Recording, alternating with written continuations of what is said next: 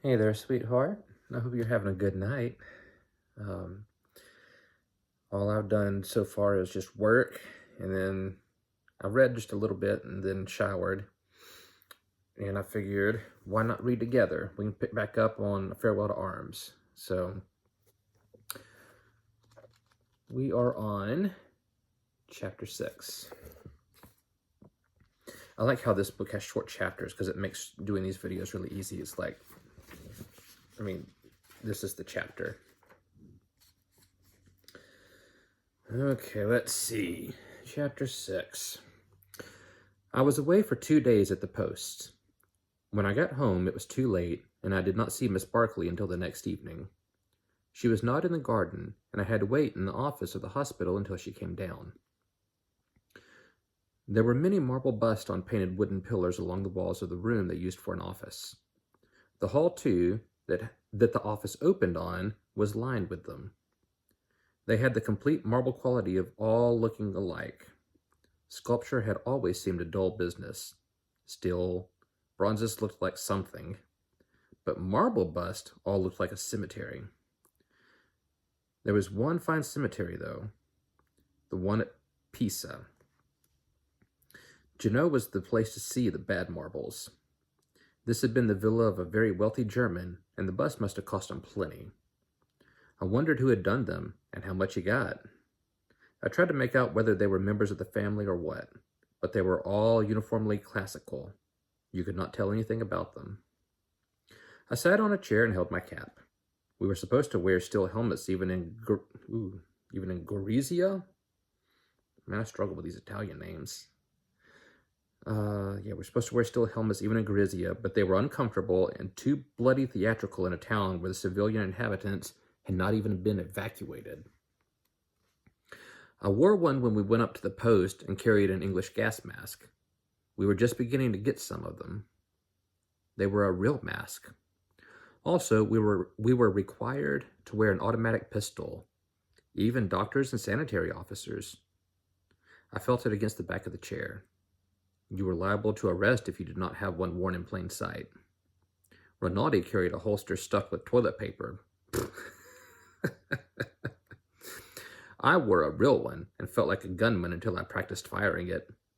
It was an Astra 765 caliber with a short barrel, and it jumped so sharply when you let it off that there was no question of hitting anything. I practiced with it, holding below the target and trying to master the jerk of the ridiculous short barrel until I could hit within a yard of where I aimed at 20 paces, and then the ridiculousness of carrying a pistol at all came over me, and I soon forgot it and carried it flopping against the small of my back with no feeling at all except a vague sort of shame when I met English-speaking people. You've had some gun exposure, you may know this, but for a pistol, this may be true for rifles. Rifles all seem to have pretty long barrels. Anyway, for a pistol, the longer the barrel, the heavier it is on the end, so the less recoil you have because the weight kind of helps you hold it down. For a short barrel, you don't have the weight at the end for that leverage to hold it down, so you have more recoil when you shoot, and it's harder to hit your target.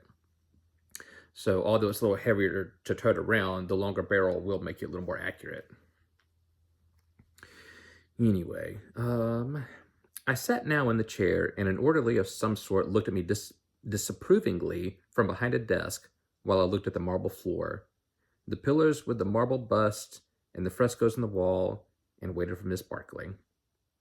The frescoes were not bad. Any frescoes were good when they started to peel and flake off. I saw Catherine Barkley coming down the hall and stood up. She did not seem tall walking toward me, but she looked very lovely. "Good evening, Mr. Henry," she said. "How do you do?" I said. The orderly was listening behind the desk. "Shall we sit here or go out in the garden?" "Let's go out. It's much cooler." I walked behind her out into the garden, the orderly looking after us. When we were out on the gravel drive, she said, "Where have you been?" "I've been out on post." "You couldn't have sent me a note?" "No," I said, "not very well. I thought I was coming back." "You ought to have let me know, darling." We were off the driveway, walking under the trees. I took her hands, then stopped and kissed her. Isn't there anywhere we can go? No, she said. We have to just walk here. You've been away a long time. This is the 3rd day, but I'm back now. She looked at me. And you do love me?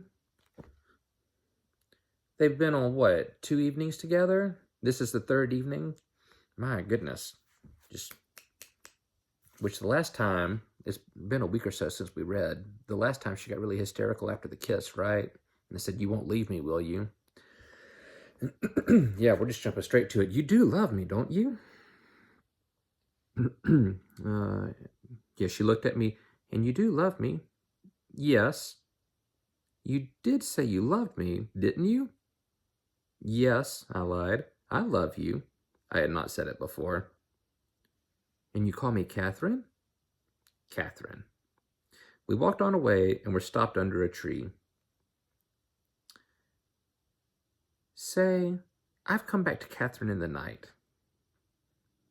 I've come back to Catherine in the night. Oh, darling, you have come back, haven't you? Yes. I love you so, and it's been awful. You won't go away? No, I'll always come back. Oh, I love you so. Please put your hand there again. Put it where? Yeah, oh, well. It's not been away.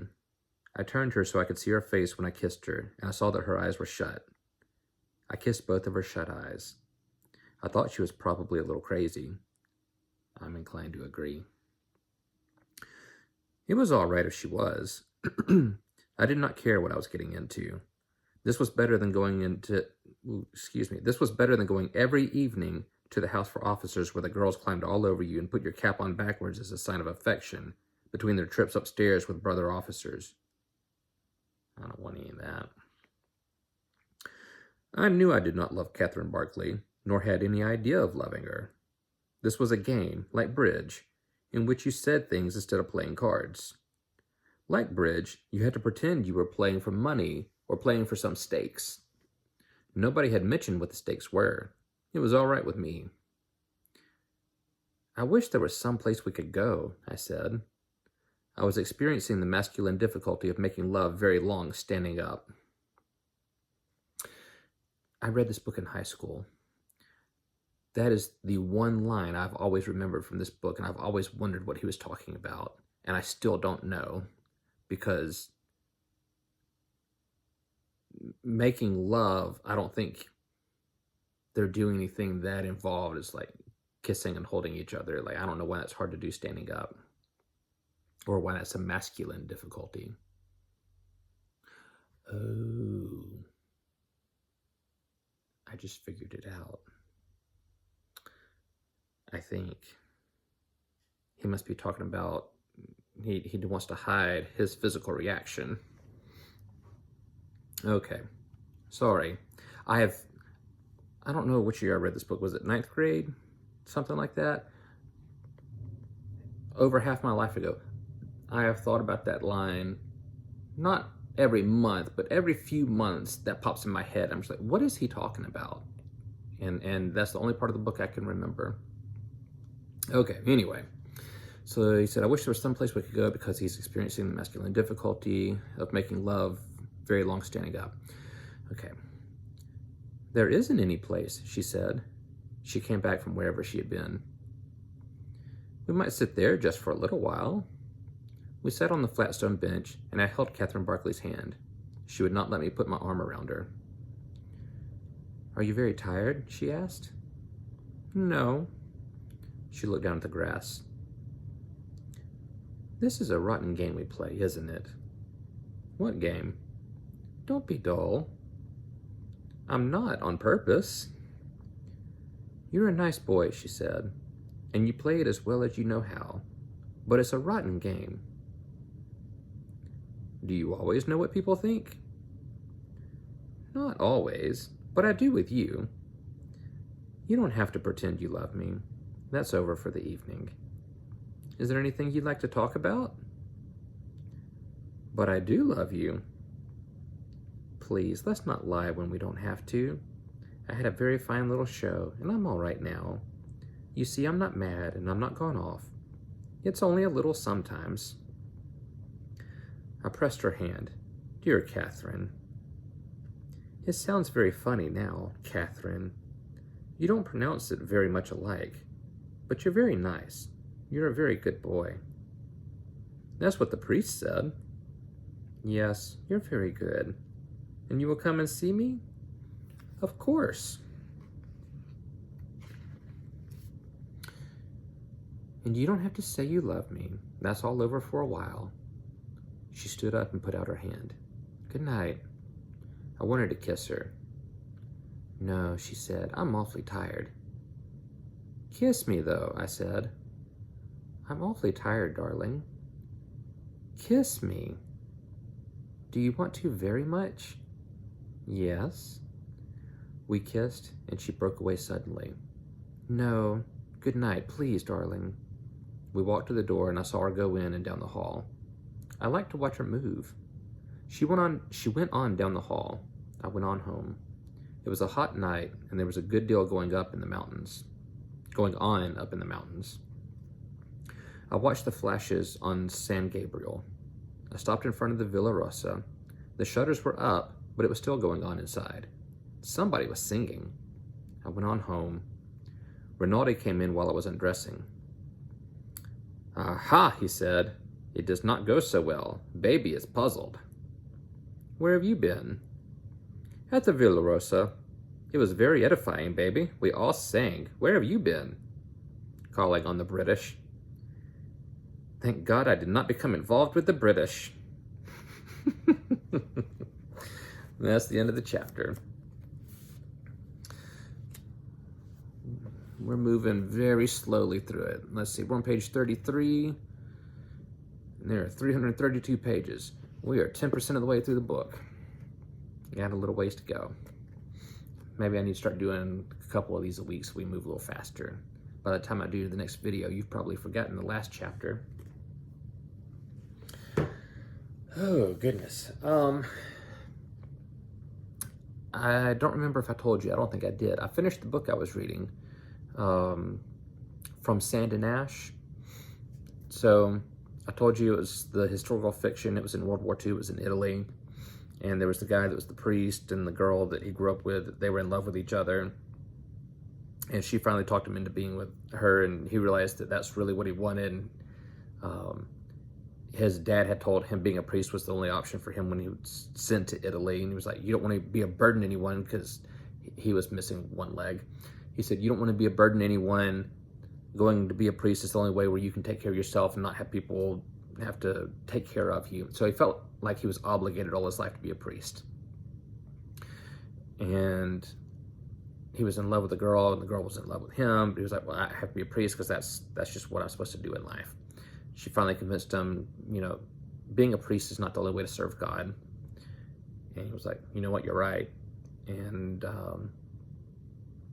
they had a night where there was a raid by the German police because she was Jewish, and he was scared that she'd been caught or killed, and was like, you know, hurrying across town trying to find her. Finally finds her, and all the fear and whatever, I guess it just kind of flipped that switch.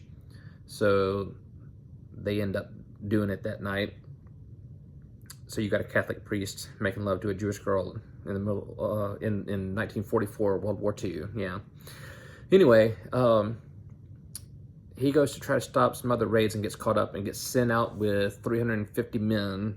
They're going to get executed, and they get let out 5 at a time, get shot in the back of the head. And at the very end, one of the soldiers sneaks him away and says, just none of us were willing to kill a priest. Please just run away.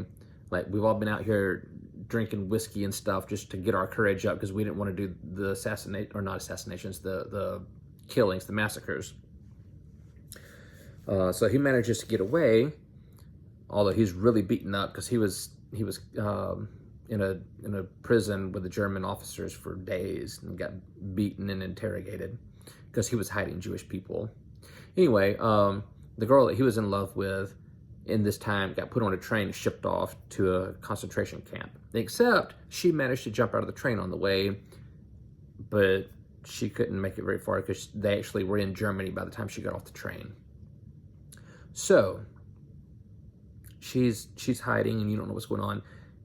So the guy ends up joining the American Army and follows them, and he's a priest and an assistant to the doctors, and carries a gun, and does a little bit of everything. But he's following the American Army, trying to get to where she is, because that's the only way he knows to get there. Well, he gets to this town, they get sidetracked, and they get surrounded by German forces, so there's this big shootout.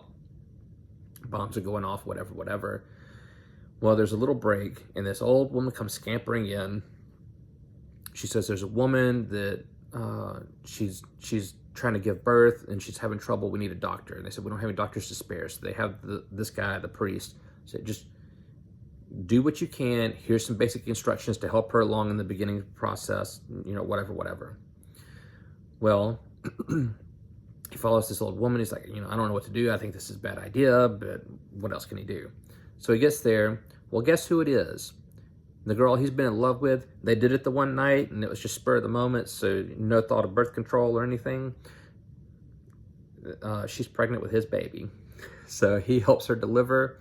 They have the baby, and the American Army's like, you know what? You found your lost love, and you just had a baby. We're going to let you go. Plus, we're getting close to the end of this war. So they end up moving to America, and he becomes a college professor teaching history and theology. And they end up having like 4 kids, including the first one that they had in Italy or Germany. But it was a really good book. I enjoyed it. And I was trying to think of what else I could read.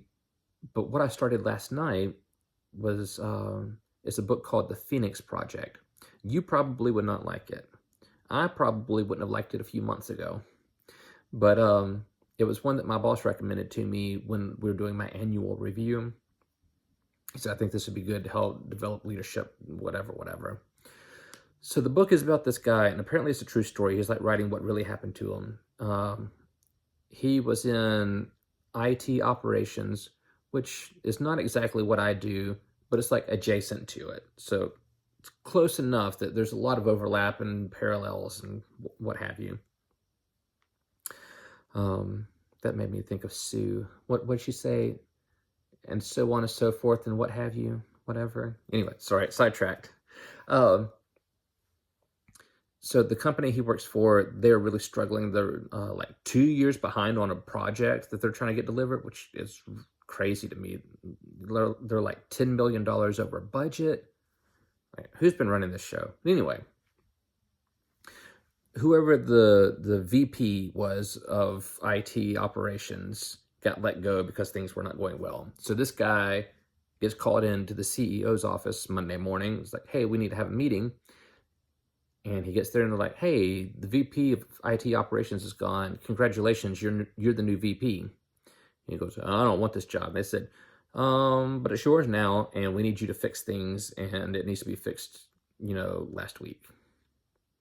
So it's been him going through, he's been thrust in this management position. He's got all these responsibilities and things he's got to get fixed and figured out. And so every step of the way, it's like, how do we stop just having emergencies and actually figure things out ahead of time, be proactive instead of reactive? And how do we get people on board to buy into the new game plan? Stuff like that. Which, having just gotten promoted last week, has really spoken to me. And I want to know too. I started this book last night, and I'm like 115 pages in. I'm just like, yeah, what is the answer? Like, I keep going, like, what's next? Tell me how to do this job. It's a long book, though. I'm, like I said, about 115 pages in, and I'm about 20% of the way through the book. So it's a big old book. Anyway, I think I've rambled long enough. I guess I haven't rambled long enough. I was going to tell you one other thing, not about a book, just doing a little bit of self-reflecting. So a lot of people, to varying degrees, even well-meaning, tend to be kind of selfish. And to have them spend time with you or have a relationship or whatever, it's like you have to be interesting enough or entertaining enough for them to want to spend time with you. And I've realized that I've had so much of that over my life that if there's anyone of value to me, I feel like I have to entertain them to a certain degree or they just leave. Which most people I don't care about enough to do it, which is why I have so few friends, because A, I don't feel like I need a lot of friends, and B, it's not worth the effort. But anyway, that's just been my experience, and it's been the more you care about someone, the more you have to make sure you keep them entertained to a certain degree. And it finally clicked because I love you and value you so much. I've felt that in the back of my mind without really processing what I was experiencing. I've been feeling like, because I keep telling you, oh, I'm a homebody and I'm, I don't want to do anything except hang out at the house or whatever. And then I keep trying to get you out and doing things like, hey, how about we go do this? Hey, how about we plan this? Hey, there's been a fear back there that if I didn't keep something on the agenda, I was going to lose you. Even though I know you told me more than once you didn't need that. And although things were fun, space them out a lot and just, mostly just hang out at the house, right? I didn't realize I was having that fear or why I was having that urge, like I've got to keep finding things for us to do. And now that I've realized it, it doesn't really flip the switch off because it's been there for 30-something years. But now that I recognize it, I can at least manage it and be like, okay, I don't have to plan something because I know that's not who you are. Which is just one more reason I love you, because I don't have to entertain you or keep you occupied for you to love me or want to spend time with me. And I'm very appreciative of that. It's just not what I'm used to, and it's hard to flip that switch of I don't have to keep finding and looking for things. But I'm glad I finally realized that, and I'll try to work on not having to have things on the agenda all the time, because it's fine to just be with each other and that's it. Okay. Now I think I've rambled enough, right? All of that is just, I miss you and I haven't had a chance to talk to you, at least in person, for a little while. But a couple more nights and we'll be together again, and I can't wait. I love you so much, and I'll see you later. Bye.